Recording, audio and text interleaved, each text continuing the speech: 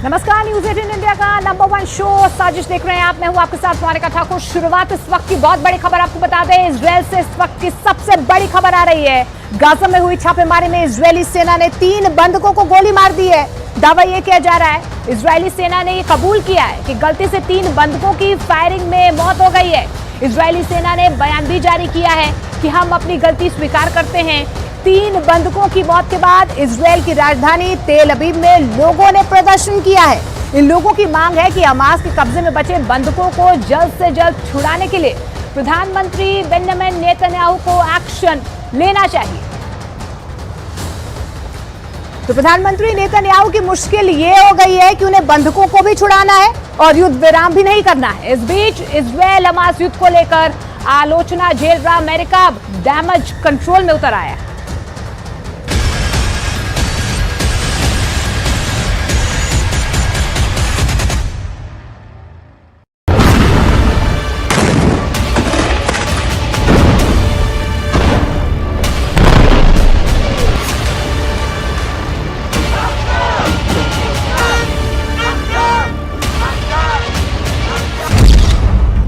योतम हैम उम्र 28 वर्ष, समीर अल तलाल का उम्र 25 वर्ष, अलोन शमरिच उम्र 26 वर्ष। तीनों युवक हमास के आतंकवादी नहीं है, फिलिस्तीनी नहीं है, बल्कि इजरायली है। इजरायल की सेना ने अपने ही 3 नागरिकों को गोली मार दी। क्यों, कहां और कब की डिटेल आपकी स्क्रीन पर है। हम इस घटना की जिम्मेदारी लेते हैं। गाजा सिटी के शेजैया इलाके में एक ग्राउंड ऑपरेशन के दौरान सैनिकों को लगा कि ये लोग उनके लिए खतरा है। गोली मारने के बाद जब शवों के पास पहुंचे तो मारे गए लोगों की पहचान के बारे में संदेह हुआ। बाद में पता चला कि वो इजरायल के ही नागरिक है। मतलब चूक हुई। इजरायली डिफेंस फोर्स की गलत पहचान के चलते की गई फायरिंग में इजरायल के 3 युवकों की मौत हुई है। इन 3 युवकों का 7 अक्टूबर को हमास के हमले के दौरान इजरायल से अपहरण कर लिया गया था। शोजाया में जब इजरायल सेना ने फायरिंग करनी शुरू की तो इजरायल के ही 3 बंधक चपेट में आ गए और मारे गए। अब आलम यह है कि इजरायल में हंगामा खड़ा हो गया है। इजरायल की राजधानी तेल अवीव में हंगामा पसरा है।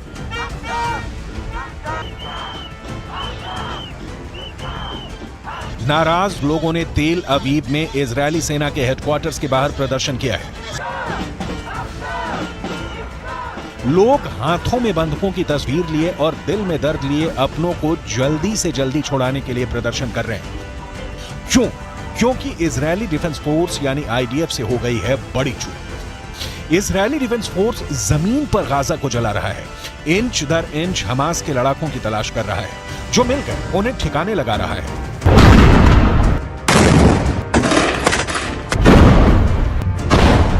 लेकिन इसी दौरान एक ऐसी घटना हुई है जिससे पूरा इजरायल बेंजामिन नेतन्याहू के खिलाफ दिखने लगा है। इस घटना के बाद तेल अवीव से लेकर वॉशिंगटन तक हाय तौबा मची है, क्योंकि इजरायली डिफेंस फोर्स ने एक हमले में 3 बंधकों को मार डाला है। हमास की कैद में छटपटाते बंधकों को हमास की नहीं, इजरायली सेना की ही गोली लगी है। इस घटना के बाद इजरायल में मातम पसरा है। अमेरिका ने कहा है बहुत दुखद हुआ। Heartbreaking. It's tragic, this news coming out of Gaza today about these hostages being killed in the conduct of a raid. I want to be careful here not to speak to too many specifics because we don't have perfect visibility on exactly how this operation unfolded and how this tragic mistake was made. But obviously, this is not an outcome that anybody wanted to see. युद्ध में गलती होना सामान्य घटना है, लेकिन 3 बंधकों के मारे जाने से इजरायल की जनता गुस्से में दिख रही है। 7 अक्टूबर को हमास ने इजरायल के 240 लोगों को बंधक बना लिया था। युद्ध विराम के दौरान हमास ने 105 बंधकों को छोड़ा। इसके बाद कहा गया कि हमास के कब्जे में अभी भी 137 बंधक बचे हुए हैं, जिसे छुड़ाया जाना है। अब खबर आ रही है कि बंधकों में से 3 को इजरायली सेना ने ही गलती से मार डाला। बंधक संकट बेंजामिन नेतन्याहू के लिए सबसे बड़ी समस्या बन गया है। बेंजामिन नेतन्याहू देश विदेश से इस दबाव में है कि आम फिलिस्तीनियों की हत्या से इजरायल को बचना चाहिए, लेकिन समस्या यह है कि युद्ध और बंधकों की रिहाई एक साथ नहीं हो सकती। इसलिए हमास युद्ध विराम चाहता है और इजरायल इस युद्ध विराम के लिए राजी नहीं है। इस बीच बंधकों की जान हमास की बंदूक की गोली में अटकी है। बेंजामिन नेतन्याहू के लिए इतना ही नहीं, एक और ताजा मुश्किल आ खड़ी हुई है। अमेरिका के राष्ट्रपति बाइडेन ने इजरायल को जो मशवरा दिया है उसे आपको भी बहुत ध्यान से सुनना और समझना चाहिए। गाजा में जारी अंधाधुंध बमबारी के कारण इजरायल दुनिया का समर्थन खो रहा है। अमेरिका की यह चिंता इसलिए है क्योंकि अमेरिका के संग के कारण ही इजरायल पूरे अरब वर्ल्ड को चैलेंज करते हुए गाजा में बमबारी कर रहा है। बड़ी संख्या में फिलिस्तीनी मारे जा रहे हैं। महिलाओं और बच्चों की मौत देखकर दुनिया का कलेजा मुंह को आ रहा है। अमेरिका अब इस युद्ध में खुद को अलग खड़ा दिखाना चाहता है। इजरायल का साथ हर कदम पर देने वाले अमेरिका ने दो टूक क्लियर कर दिया है कि इजरायल को चुनिंदा ठिकानों पर हमले करने चाहिए, आतंकवादियों को चुन चुन कर मारना चाहिए, लेकिन उस दौरान नागरिकों की मौत नहीं होनी चाहिए। इतनी कैटेगरी वाला हमला युद्ध में नहीं होता, लेकिन कूटनीति में होता है। अमेरिका यही कर रहा है। युद्ध खत्म करने की इतनी जल्दी अमेरिका को होती तो ना लाल सागर में और ना ही भूमध्य सागर में अमेरिकी युद्धपोत पहरा दे रहे होते। अमेरिका संयुक्त राष्ट्र में युद्ध विराम के खिलाफ वीटो नहीं करता। अमेरिका इजरायल को बेहद सस्ते और हर संभव हथियार सप्लाई नहीं करता।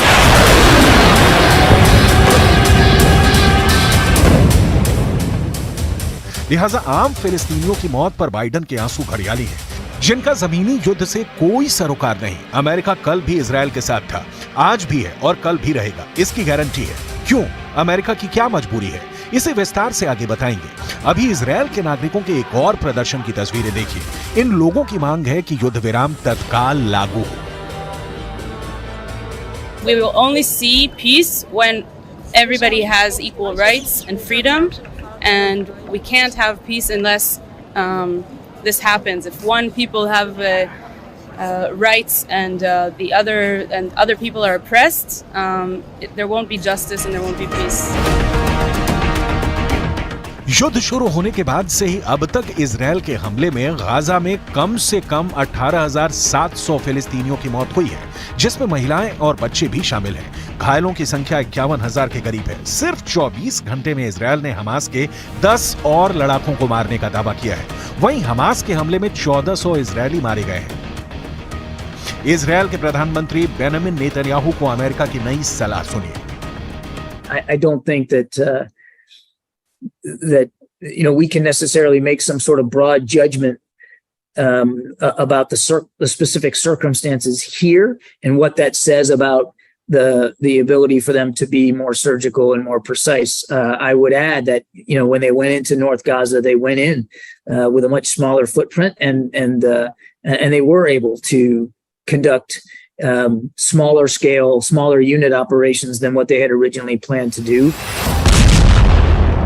अमेरिका क्या चाहता है? युद्ध की दशा और दिशा पर उसका कोई असर नहीं दिख रहा। इजरायल और हमास के बीच शांति की कोई गुंजाइश नजर नहीं आ रही। इजरायली सेना के विमान लगातार हमास के नियंत्रण वाले गाजा पट्टी में बम बरसा रहे हैं। युद्ध की वजह से मासूमों को जान गंवानी पड़ रही है। संयुक्त राष्ट्र में फिलिस्तीन के मिशन ने कहा है कि इजरायल को अपने अवैध व्यवहार को लेकर नतीजे भुगतने का डर नहीं है। मिशन ने सुरक्षा परिषद से कहा है कि इजरायल के खिलाफ कार्रवाई की जाए। इसका कहना है कि युद्ध विराम की मांग के बाद भी इजरायल अंतर्राष्ट्रीय कानून तोड़कर काम कर रहा है। अमेरिका के एनएसए जैक सुलिवन ने फिलिस्तीनी अथॉरिटी के राष्ट्रपति महमूद अब्बास से बात की है। इस दौरान गाजा में लोगों को भेजी जाने वाली मानवीय मदद को बढ़ाने पर चर्चा हुई है। इस मुलाकात में आम नागरिकों की सुरक्षा को बढ़ाने पर भी जोर दिया गया, लेकिन इस जोर का नतीजा निकलता नहीं दिख रहा है। विश्व स्वास्थ्य संगठन ने गाजा के हेल्थ सिस्टम के बर्बाद होने पर चिंता जताई है। गाजा में 36 अस्पताल थे, जिनमें से सिर्फ 11 ही कुछ हद तक काम कर रहे हैं। इन अस्पतालों में 50,000 से ज्यादा घायलों का इलाज चल रहा है। 7 अक्टूबर से अब तक इजरायल ने गाजा में 22,000 से ज्यादा ठिकानों पर बमबारी की है। इसकी वजह से 19 लाख फिलिस्तीनी बेघर हो गए हैं, जो गाजा की आबादी का 85% हिस्सा है।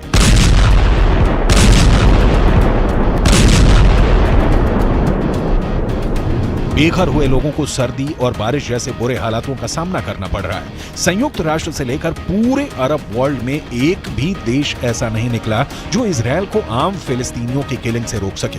हालांकि किलिंग रोकना तो दूर, ईरान जैसे देश ने तो हमास का साथ देने से ही इनकार कर दिया। लेबनान के हिजबुल्लाह के हमले और यमन से हूथी विद्रोहियों के हमले इजरायल युद्ध में एक डिग्री भर का फर्क नहीं ला सकते। कहा जा रहा है कि गाजा में हमास के लड़ाकों की संख्या ज्यादा से ज्यादा होगी तो 40,000 होगी, लेकिन मौत और मातम पूरा गाजा भोग रहा है।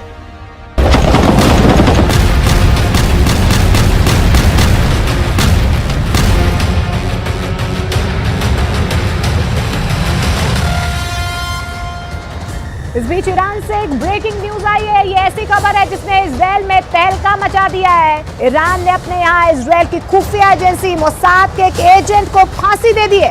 ईरान ने आरोप लगाया है कि मोसाद का वो एजेंट उसकी जासूसी करके इजरायल को सारी खुफिया जानकारी पहुंचा रहा था। ईरान के एक्शन से इजरायल से उसकी दुश्मनी और गहरी होना तय है। और ईरान ने ये धमकी भी दी है कि अगर इजरायल ने गाजा पर हमले बंद नहीं किए तो बहुत बड़ा धमाका होगा। अगर ईरान ने ये धमाका कर दिया तो उसकी मचाई हुई तबाही के आगे गाजा की बर्बादी भी बौनी साबित होगी। मरने वालों की तादाद हजारों में नहीं लाखों में पहुंच सकती है। लेकिन सवाल यह है कि क्या ईरान ने परमाणु बम बना लिया है?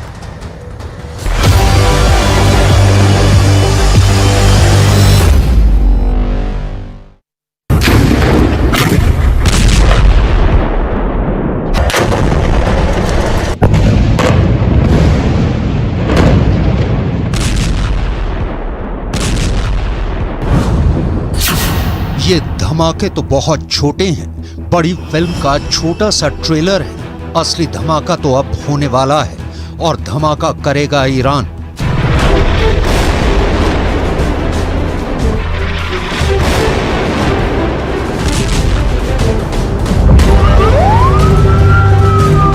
ईरान ने अगर बम फोड़ा तो वो दुनिया का आखिरी बम धमाका भी साबित हो सकता है, क्योंकि वो ऐसा ब्लास्ट होगा जो पूरी दुनिया की चीथड़े उड़ा देगा। ऐसा ब्लास्ट जिससे बचना नामुमकिन होगा। डर है कि ईरान सीधा परमाणु बम फोड़ेगा और वो परमाणु बम का टाइमर सेट कर चुका है।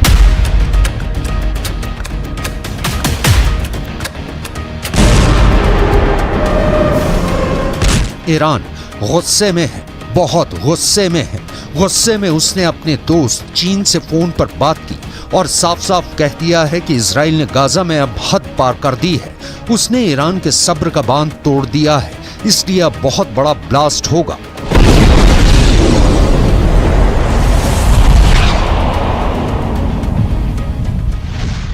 در حمایت از غزه اقداماتی انجام داده میشه و اگر این وضعیت ادامه پیدا بکنه هر آن امکان یک انفجار غیر قابل پیش بینی و غیر قابل کنترل در منطقه وجود داره. این چیزی است که آمریکایی‌ها تا امروز درک نکردن و چنانچه درک نکنن پیامدهای اون دامن آمریکا رو هم قطعاً خواهد.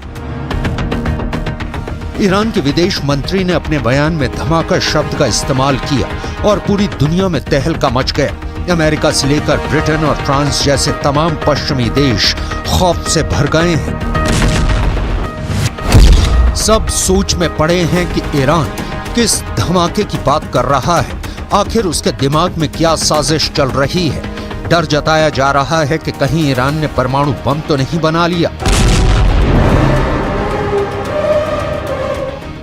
ईरान करीब 2 दशक से चोरी छिपे परमाणु बम बना रहा है, मगर ये बात वो मानता नहीं। वो कहता है कि उसके न्यूक्लियर प्रोग्राम का हथियारों से कोई लेना देना नहीं, उसका परमाणु कार्यक्रम एकदम शांतिपूर्ण है। मगर करीब 6 साल पहले इजराइल ने बाकायदा सबूतों के आधार पर ईरान के परमाणु कार्यक्रम का भंडाफोड़ किया था।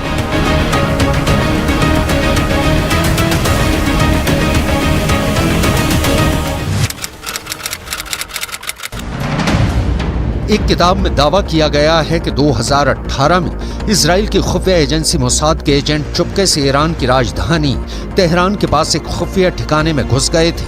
वहां उन्होंने हजारों की तादाद में ऐसे टॉप सीक्रेट फाइलें चुरा ली थी जिनमें ईरान के परमाणु बम बनाने के कार्यक्रम का पूरा कच्चा चिट्ठा था। इसी साल मई में अमेरिका की न्यूज एजेंसी एसोसिएटेड प्रेस ने एक रिपोर्ट छापी थी जिसमें दावा किया गया था कि ईरान ने अपना एक परमाणु प्लांट जमीन के इतने अंदर बनाया हुआ है कि अमेरिका की मिसाइलें भी उसे भेद नहीं सकती। एसोसिएटेड प्रेस ने अपनी रिपोर्ट में दावा किया था कि ईरान तेहरान से करीब 225 किलोमीटर दूर नतांज न्यूक्लियर प्लांट के पास पहाड़ों में सुरंगें बना रहा है। जमीन में 260 से 328 फीट तक गहरी सुरंगें। ये गहराई इतनी ज्यादा है कि माना जा रहा है कि अमेरिका के बम भी ईरान की सुरंगों का कुछ नहीं बिगाड़ सकेंगे। यूरोप के भी कई देशों की इंटेलिजेंस रिपोर्ट कहती है कि ईरान परमाणु बम बनाने के इतने करीब पहुंच चुका है कि वो बहुत जल्द अपना पहला परमाणु बम टेस्ट भी कर सकता है।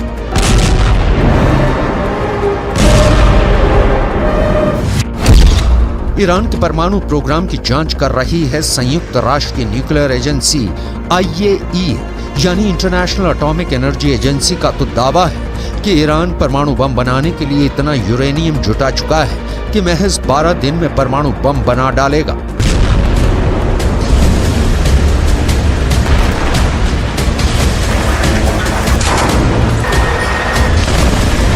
ये दावे डरावने हैं क्योंकि जब से हमास ने इजराइल में घुसकर हमला किया है तब से ईरान के न्यूक्लियर प्रोग्राम से पूरी दुनिया का ध्यान हटा हुआ है। ईरान के जिस परमाणु कार्यक्रम से अंतर्राष्ट्रीय मीडिया की नजरें नहीं हटती थी वो युद्ध की रिपोर्टिंग में लगा है। ईरान के परमाणु कार्यक्रम पर गिद्ध की तरह नजरें गड़ाए बैठे अमेरिका और इजराइल जंग में उलझे हुए हैं। रक्षा विशेषज्ञों का कहना है कि ईरान इसी बात का फायदा उठाकर चोरी छिपे धड़ल्ले से परमाणु बम बनाने में लगा है।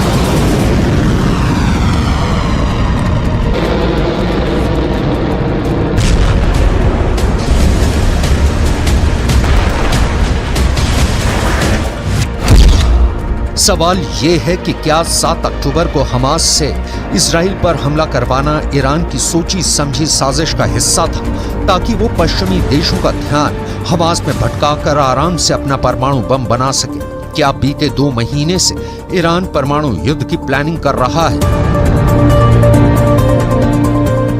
ईरान ने यूं ही तो धमाके की धमकी नहीं दी होगी, जरूर उसके हथियारों के जखीरे में ब्रह्मास्त्र आ गया है। ईरान की धमकी का मतलब है पत्थर की लकीर। अब वो दोबारा नहीं चेताएगा बल्कि सीधा अटैक करेगा।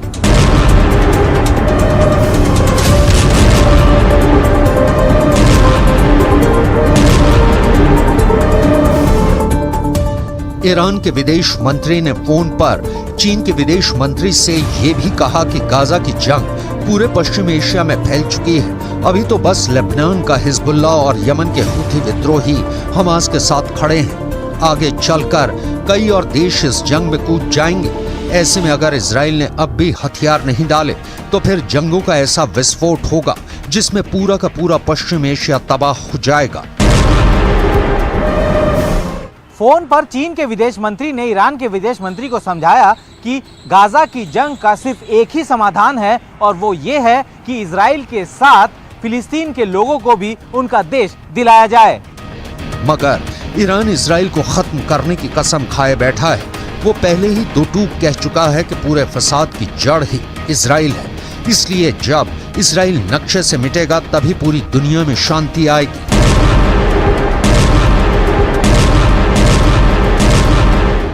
ईरान आर या पार के मूड में नजर आ रहा है। अब तक उसने इजराइल के खात्मे की बस दुआ की है, इजराइल को धमकियां दी हैं और हमास और हिजबुल्ला से उस पर हमले करवाए हैं, मगर कभी इजराइल से जंग के मैदान में सीधे सीधे 2-2 हाथ नहीं की। ऐसे में अब अगर ईरान युद्ध लड़ने उतरता है तो ये उसकी इजराइल से पहली और आखिरी जंग भी साबित हो सकती है। ये ऐसा युद्ध हो सकता है जो ईरान या फिर इजराइल को मिट्टी में मिलाने के बाद ही खत्म होगा, क्योंकि ईरान के जंग में उतरने का मतलब होगा तीसरा विश्व युद्ध, जिसमें एक खेमा होगा अमेरिका और इजराइल का और उनके खिलाफ खड़ी होगी उनके दुश्मनों की बहुत बड़ी टीम। ऐसी टीम जिसमें ईरान तो होगा ही, उसके साथ होगा चीन और उन दोनों का दोस्त रूस भी। अगर ये युद्ध हुआ तो शायद दुनिया ही टुकड़े टुकड़े हो जाए, क्योंकि इन सभी देशों के पास दुनिया को खत्म कर देने वाले खतरनाक परमाणु बम हैं। अमेरिका के पास 5224 परमाणु बम है और उसके साथ ही इजराइल के पास 90 और इनके साथ खड़े रूस और चीन के पास परमाणु हथियारों का जखीरा है। रूस के पास दुनिया में सबसे ज्यादा परमाणु बम है। उसके परमाणु बमों की संख्या 5889 है। यह आंकड़ा अमेरिका के परमाणु हथियारों से भी ज्यादा है। वहीं चीन के पास 410 परमाणु बम है। ऐसे में अगर अपनी ताकत की नुमाइश की कोशिश और दिमाग की गर्मी में परमाणु बम चलाने का फरमान पास हो गया तो तबाही मच जाएगी।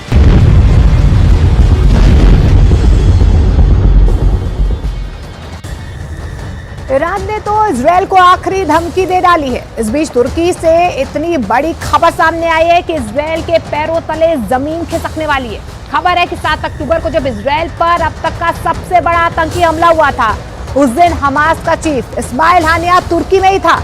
अमेरिका के मीडिया को दिए इंटरव्यू में तुर्की के राष्ट्रपति के चीफ सिक्योरिटी एडवाइजर ने जो बयान दिया है उससे इस खबर की पुष्टि होती नजर आ रही है, क्योंकि उन्होंने 7 अक्टूबर को हानिया के तुर्की में होने की बात से इनकार नहीं किया है। अगर ये खबर पक्की है तो न सिर्फ इजरायल बल्कि अमेरिका और पूरे के पूरे नेटो के लिए बहुत बड़ा झटका है। लेकिन सवाल ये है कि क्या इजरायल पर हमास के अटैक का मास्टरमाइंड तुर्की था?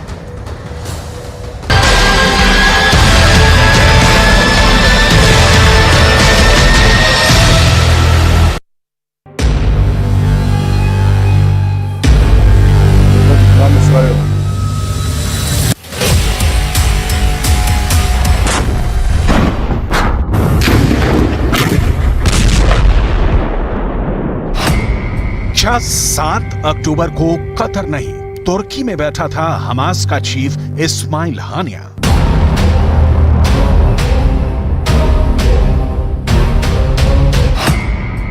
क्या 7 अक्टूबर को तुर्की में बैठकर इजरायल में खून खराबे का जश्न मना रहा था हानिया?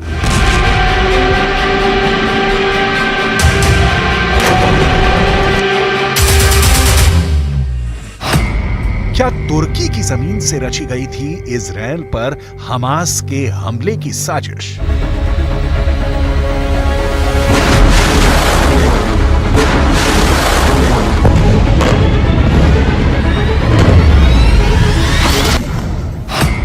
क्या तुर्की के राष्ट्रपति एर्दोगान ने सुनाया था हमास को इजरायल में कत्लेआम मचाने का फरमान?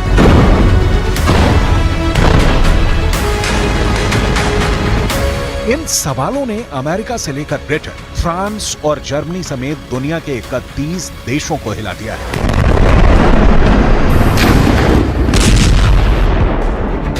पूरे के पूरे नाटो में हड़कंप मच गया है।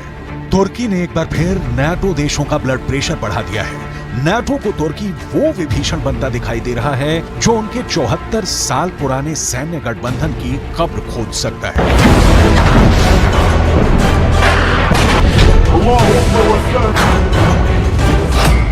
तो क्या इजरायल की जंग नाटो के टुकड़े टुकड़े कर दी गई?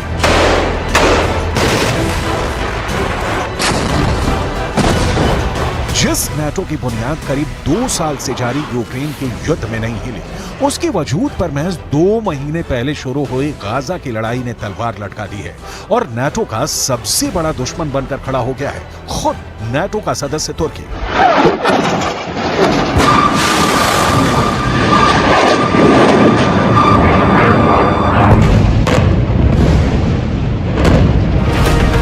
तुर्की इस जंग में खुल्लम खुल्ला हमास के साथ खड़ा है और इजरायल पर आग उगलने में लगा है। अब खबर यह है कि अंतर्राष्ट्रीय मीडिया में चल रही कुछ रिपोर्ट्स में कहा जा रहा है कि 7 अक्टूबर के दिन जब हमास के करीब 3000 लड़ाके इजरायल में घुसे थे, उस दिन हमास का चीफ इस्माइल हानिया तुर्की में बैठा था, जबकि अब तक ये माना जा रहा था कि हानिया कतर में छिपा हुआ है। इजरायल पर हमले के दिन हानिया के तुर्की में होने की खबर को तब और हवा मिल गई जब अमेरिकी न्यूज चैनल CNN को दिए एक इंटरव्यू में तुर्की के राष्ट्रपति के चीफ सिक्योरिटी एडवाइजर ने इस बात से सीधे सीधे इनकार नहीं किया।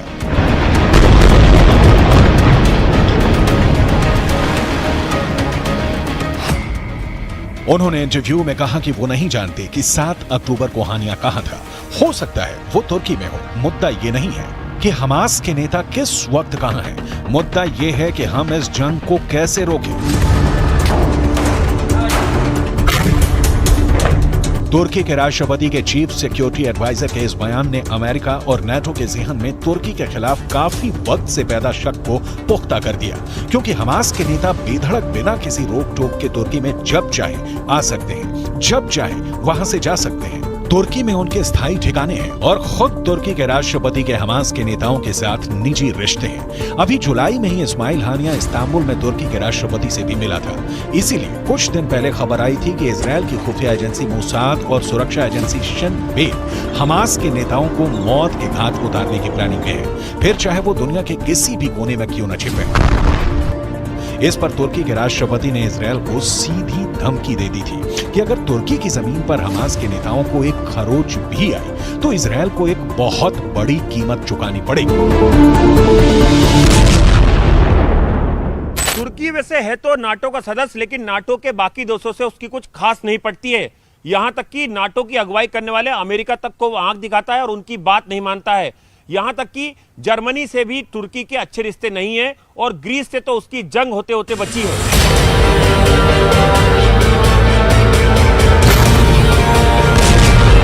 नाटो देश जो रास्ता पकड़ते हैं तुर्की उससे बिल्कुल उल्टी चाल चलता है। यूक्रेन के युद्ध में भी तुर्की ने यही किया। नाटो देशों ने रूस पर प्रतिबंध लगाए, मगर तुर्की ने रूस पर प्रतिबंध लगाना तो दूर, तुर्की के राष्ट्रपति ने पुतिन से रिश्ते भी नहीं तोड़े और रूस से गैस खरीदनी भी जारी रखी।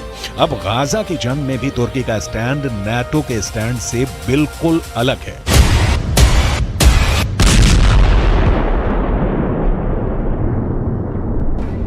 इजरायल पर हमला होते ही अमेरिका, फ्रांस, ब्रिटेन और जर्मनी जैसे बड़े बड़े नाटो देश हमास पर बुरी तरह भड़क गए थे। बिना वक्त गंवाए उन्होंने इजरायल से हमदर्दी जताई और इस लड़ाई में उसके पीछे खड़े हो गए।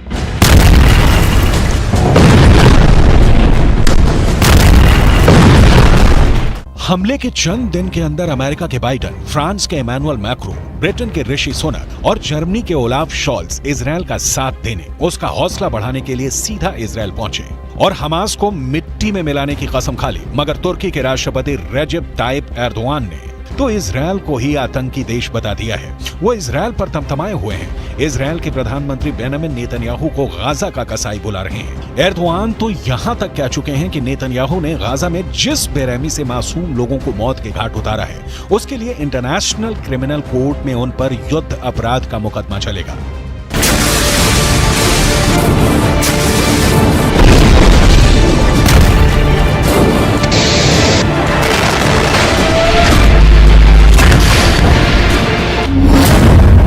तुर्की और इजरायल के कूटनीतिक रिश्तों में पहले से ही खटास थी और गाजा की जंग ने दोनों देशों के बीच की खाई को और गहरा कर दिया है।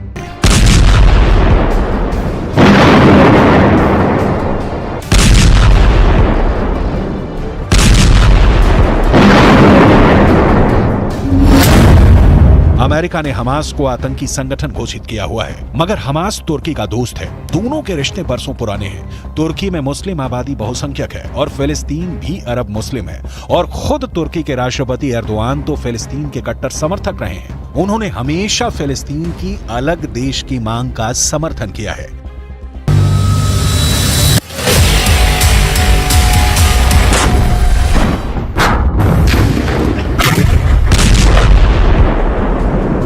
अमेरिका तो ये तक दावा करता है कि उसके पास सबूत हैं कि तुर्की फंड जुटाने में हमास की पूरी तरह मदद करता है। इस वजह से अमेरिका तुर्की पर हमास के रिश्ते तोड़ने का जबरदस्त दबाव बनाने में लगा है, मगर तुर्की के सिर पर तो जू तक नहीं रेंग रही है। उल्टा तुर्की हमास के लड़ाकों को फिलिस्तीन की आजादी के लिए लड़ रहे स्वतंत्रता सेनानियों का तमगा दिए बैठा है।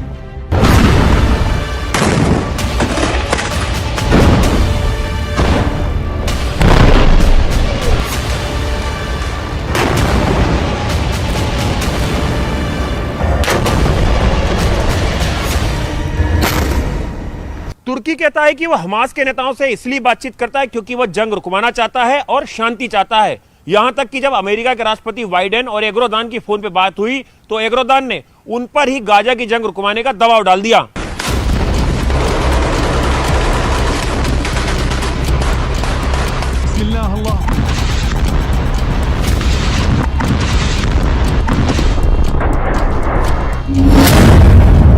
तुर्की के इन्हीं तेवरों ने अमेरिका और नाटो के सिर में दर्द किया हुआ है। इसलिए सवाल यह है कि फिर भी अमेरिका तुर्की के आगे बेबस क्यों है? क्यों वो तुर्की के नखरे सह रहा है? तो ये बात है कि अमेरिका और नाटो का तुर्की के बिना गुजारा नहीं और तुर्की उनकी इस मजबूरी का फायदा उठाने में लगा है।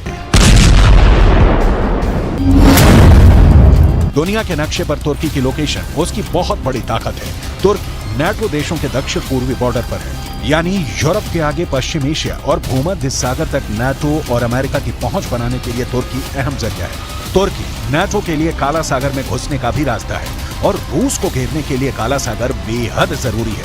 और फिर तुर्की नाटो का वो सदस्य है जिसके पास अमेरिका के बाद इस मिलिट्री अलायंस में दूसरी सबसे बड़ी सेना है।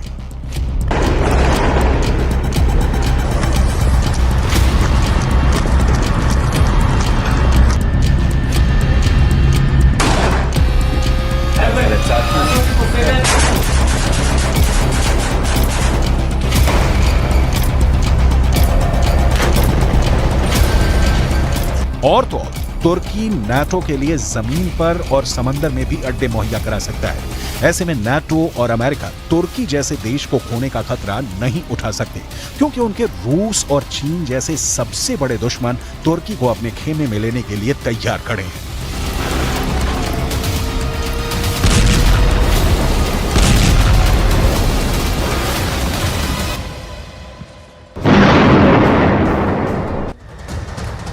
तेरह दिसंबर को संसद की सुरक्षा में चूक का मामला अब एक राजनीतिक मामला बनता जा रहा है। राहुल गांधी ने इस मुद्दे पर एक ऐसा बयान दे दिया है जिसके बाद बीजेपी ने उनको टारगेट पर ले लिया है। राहुल गांधी ने संसद की सुरक्षा में हुई चूक के पीछे बेरोजगारी को वजह बताया है। बीजेपी ने राहुल गांधी के बयान की निंदा की है। बीजेपी ने राहुल गांधी के बयान को शर्मनाक करार दिया है। राहुल संसद की सुरक्षा पर सियासत कर रहे हैं और लोगों को भड़काने की कोशिश कर रहे हैं। वहीं इस केस की जांच को लेकर कई टीमें अलग अलग सूबों में गई हैं, साथ में आरोपियों को भी ले जाया जा रहा है। हालांकि संसद में सुरक्षा का मुद्दा ऐसा है जिसका फायदा कांग्रेस बेरोजगारी का मुद्दा उठाकर लेना चाहती है और यही आरोप राहुल गांधी पर लगाया जा रहा है।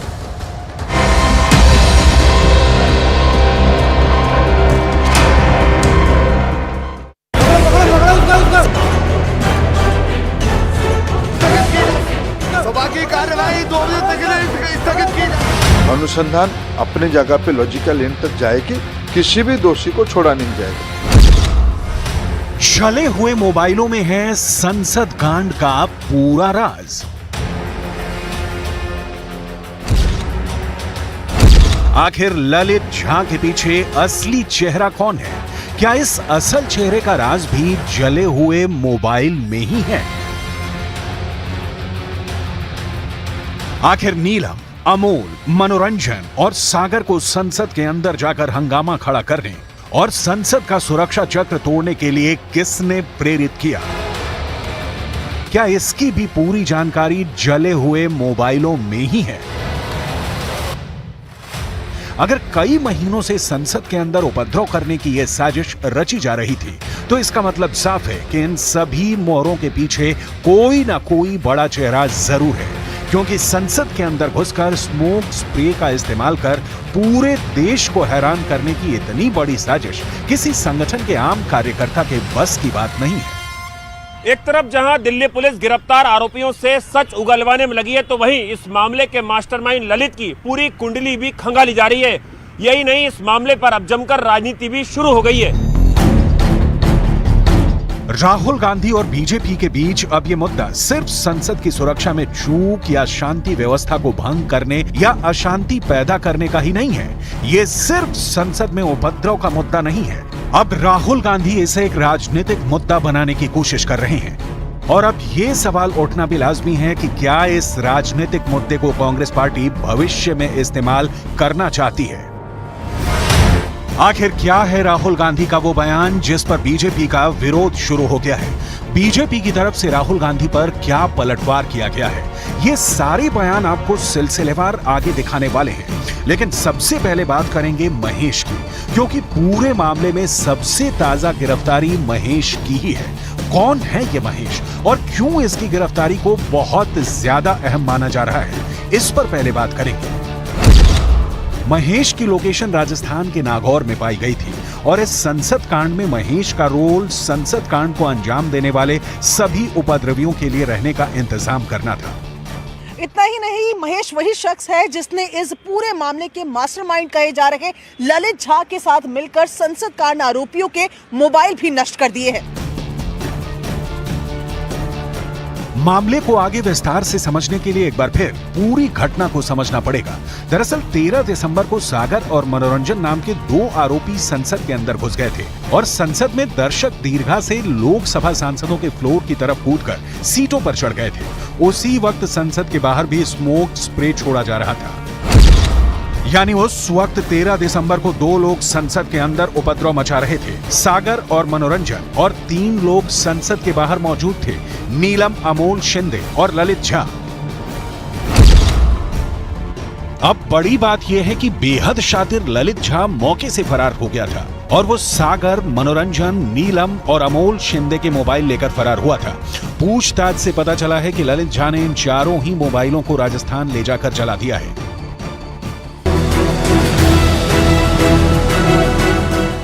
जैसा कि आरोपी दावा कर रहे हैं कि यह मामला साधारण विरोध प्रदर्शन का है, तो आखिर मोबाइलों को जलाकर ललित झा और ये चारों आरोपी क्या छुपाना चाहते थे? दरअसल मोबाइल में ही इस पूरे मामले के बड़े राज छुपे हो सकते हैं और अब नष्ट हुए मोबाइलों के टुकड़ों से क्या कोई मदद मिल सकती है, ये भी बड़ा सवाल है। सवाल ये उठता है कि क्या मोबाइल में कुछ संवेदनशील दस्तावेज थे जिसकी वजह से मोबाइल को जलाया गया? क्या मोबाइल में कुछ कॉल रिकॉर्डिंग्स या कोई डिटेल सबूत मौजूद था जिसकी मदद से पूरे केस में मास्टरमाइंड तक पहुंचा जा सकता है, या कोई ऐसी जानकारी जो उस बड़ी मछली तक जांच एजेंसियों को पहुंचा सकती है? इतना ही नहीं, महेश वही शख्स है जिसने इस पूरे मामले के मास्टरमाइंड कहे जा रहे ललित झा के साथ मिलकर संसद कांड आरोपियों के मोबाइल भी नष्ट कर दिए हैं। इस फैन पेज का एडमिन कौन था, इसकी तलाश पुलिस कर रही है, लेकिन क्या इसी फैन पेज के माध्यम से लोगों को जोड़कर उपद्रव की साजिश रची गई? ये बड़ा सवाल है। इतना ही नहीं, दिल्ली पुलिस को कुछ सोशल मीडिया ऐप में ऐसे चैट भी मिले जिसमें कि क्रांति करने के दावे किए जा रहे हैं। क्या इस तरह की कथित क्रांति से देश में हिंसा या उपद्रव पैदा करने की कोई साजिश थी? ये जांच का विषय है। संसद के अंदर उपद्रव करने की पूरी साजिश बहुत गंभीर है, लेकिन राहुल गांधी ने इस पर भी अपना एक अलग राजनीतिक नजरिया बना रखा है। राहुल गांधी को लगता है कि देश में बेरोजगारी बहुत बढ़ गई है और इसीलिए संसद की सुरक्षा में चूक हो गई। क्या राहुल गांधी ने सुरक्षा से जुड़े गंभीर मामले को अपने इस बयान से हल्का कर दिया है? ये बड़ा सवाल है। पहले राहुल गांधी का बयान सुनिए, फिर दिखाते हैं कि बीजेपी ने इस पर क्या पलटवार किया है। सुरक्षा ब्रीच हुई है, वो है, बट क्यों हुई? जो देश में सबसे बड़ा मुद्दा है, बेरोजगारी का मुद्दा, जो पूरे देश में उबल रहा है, मोदी जी की पॉलिसीज के कारण हिंदुस्तान के युवाओं को रोजगार नहीं मिल रहा है, तो ब्रीच जरूर हुई है, बट इसके पीछे कारण बेरोजगारी है और महंगाई है। वो एक ऐसे युवा नेता है जो कई चीजें कह जाते हैं, समझे ना। वो पार्लियामेंट में उनकी पार्टी के साथ जुड़े हुए कुछ लोग, उनकी विचारधारा के साथ जुड़े हुए कुछ लोगों ने वो छलांग मारी है और वो कहते हैं इसका कारण अनएम्प्लॉयमेंट है। अब ऐसे किसका कारण क्या होता है, इसमें मैं क्या करूं? अब वो टिप्पणी देते हैं, लोग हंसते हैं, अब क्या करेंगे। राहुल गांधी के बयान के बाद बीजेपी की तरफ से इस पर एक प्रेस कॉन्फ्रेंस की गई जिसमें राहुल गांधी से कई कठिन सवाल पूछे गए हैं। तो मैं राहुल गांधी से पूछना चाहता हूं, 11 अप्रैल 1974 आप ही की परिवार की सरकार थी, 2 पिस्तौल लेकर, एक बम जैसी सामग्री लेकर कुछ लोग अंदर चले गए थे पार्लियामेंट की ही इसी पब्लिक गैलरी में। क्या आप मानते हैं, आप स्वीकारते हैं कि ये उस समय की सरकार की बेरोजगारी और महंगाई की वजह से वो चले गए थे? 26 जुलाई 1974 मतलब कुछ ही महीने बाद एक व्यक्ति खंजर के साथ घुस जाता है पब्लिक गैलरी में। क्या राहुल गांधी स्वीकार रहे हैं कि उस समय की सरकार की जो बेरोजगारी और महंगाई की दर थी वो चरम पर थी, तो इसीलिए खंजर लेकर कोई घुस गया था? अगर इस पूरे मामले पर गौर करें तो एक बात बिल्कुल साफ नजर आती है कि ये आरोपी कहीं ना कहीं एक खास विचारधारा से जुड़े हुए नजर आते हैं। ये एक ऐसी विचारधारा है जो देश के अंदर बीजेपी का कट्टर विरोध करती है। संसद के बाहर स्मोक स्प्रे के जरिए विरोध करने वाली नीलम नाम की महिला से जुड़े ऐसे कई खुलासे हुए हैं जो ये साबित करते हैं कि ये लोग खास संगठनों के सक्रिय कार्यकर्ता नजर आते हैं। नीलम का एक ऐसा बयान भी सोशल मीडिया पर वायरल है जिसमें वो सरकार का विरोध कर रही है। बीजेपी चल रही है तो हम सत्ता परिवर्तन करेंगे, या तो कांग्रेस को ले आएंगे या हम INLD को ले आएंगे। बीजेपी जितना क्रूर है शायद दूसरी जो पार्टियां हैं वो इतना क्रूर नहीं है। वो थोड़ा बहुत जो गरीब किसान है, गरीब मजदूर है, उनकी कुछ बातें समझती है। अब दिल्ली पुलिस ये पता लगाना चाहती है कि क्या नीलम किसी संगठन की एक सक्रिय कार्यकर्ता है या फिर चरमपंथी विचारधारा से भी प्रभावित है। नीलम के और कई वीडियो वायरल हैं जिसमें कि वो किसानों के विरोध प्रदर्शन में भी नजर आ रही है। पूरे मामले में सवाल यह खड़ा होता है कि आखिर 13 दिसंबर को ही संसद में उपद्रव करने के लिए दिन क्यों चुना गया। 13 दिसंबर वो तारीख है जब पाकिस्तान के एक आतंकवादी संगठन ने भारत की संसद पर हमला करवाया था। तो क्या 13 दिसंबर को उपद्रव करने के पीछे मकसद ये था कि तमाम आरोपी 13 दिसंबर की घटना से काफी प्रभावित थे। अगर इन लोगों को सिर्फ विरोध प्रदर्शन ही करना था तो ये लोग किसी और तारीख को भी चुन सकते थे, लेकिन 13 दिसंबर को ही विरोध प्रदर्शन की तारीख के रूप में चुनना देश के खिलाफ किसी बड़ी साजिश का संकेत भी करता है। कि जैसे ही इन परपेट्रेटर्स के तार, इन पार्लियामेंट सिक्योरिटी के ब्रीच करने वाले इंट्रूडर्स के तार जैसे ही कांग्रेस पार्टी और कांग्रेस पार्टी समर्थित कुछ उग्रवादी रेडिकलाइज्ड वामपंथी संगठनों से जुड़ते जा रहे हैं, तो ठीक वैसे वैसे कांग्रेस पार्टी उनके बचाव में उतर आ रही है। कुल मिलाकर 13 दिसंबर 2023 का यह संसद कांड साबित करता है कि यह सामान्य मामला नहीं है और इसके पीछे कोई बड़ा मास्टरमाइंड जरूर है जिसने कि इन सभी लोगों को मोहरे की तरह इस्तेमाल किया है।